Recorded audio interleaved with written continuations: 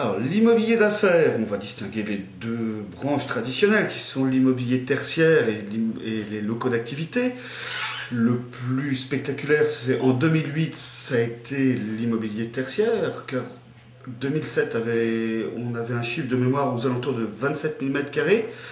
Nous affichons en 2008, tout confondu avec l'ensemble des confrères, approximativement 40 000 m² de bureaux et avec une proportion de un petit peu plus de 50% de locaux neufs.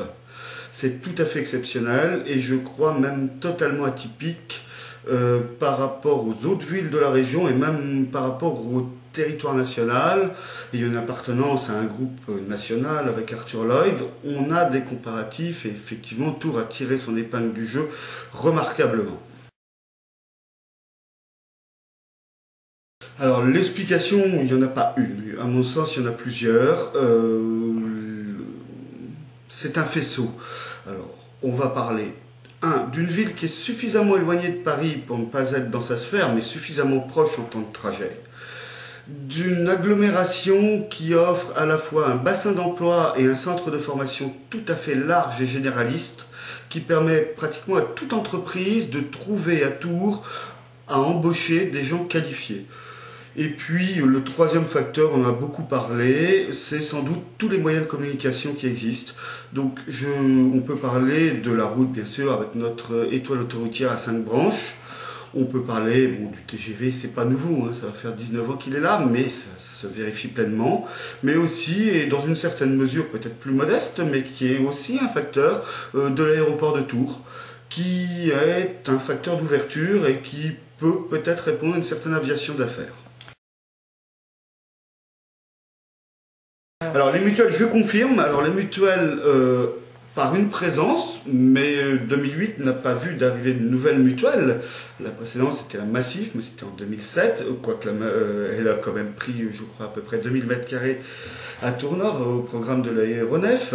Donc les mutuelles sont là, mais pas seulement. On a vu arriver des gens qui avaient des problèmes d'embauche. Je pense au groupe Atos, qui est venu s'installer au de Lyon en raison de la proximité de l'école Polytech, du groupe d'AR qui met une antenne à Tours pour des raisons de proximité avec la capitale, mais aussi avec ses bases géographiques traditionnelles, les Montrichard notamment. Donc toutes ces sociétés-là ont une problématique à un moment qu'elles arrivent à résoudre à travers une des offres que peut offrir la ville de Tours et son agglomération, et je dirais la Touraine en général. Alors, est-ce que ça va durer? Bon, malheureusement, et mon banquier le regrette, je n'ai pas de boule de cristal. Est-ce que ça va durer? Moi, je le crois.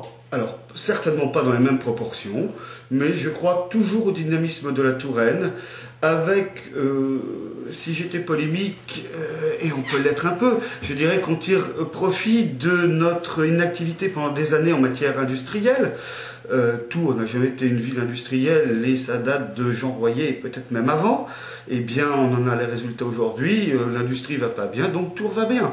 Voilà. Donc le tertiaire va bien. Et je pense que ça devrait continuer pour ces mêmes facteurs. Et Tours avait peut-être un certain retard pour s'afficher comme une vraie métropole régionale. Et je pense qu'aujourd'hui, nous sommes à ce niveau-là et nous avons encore quelques belles années devant nous.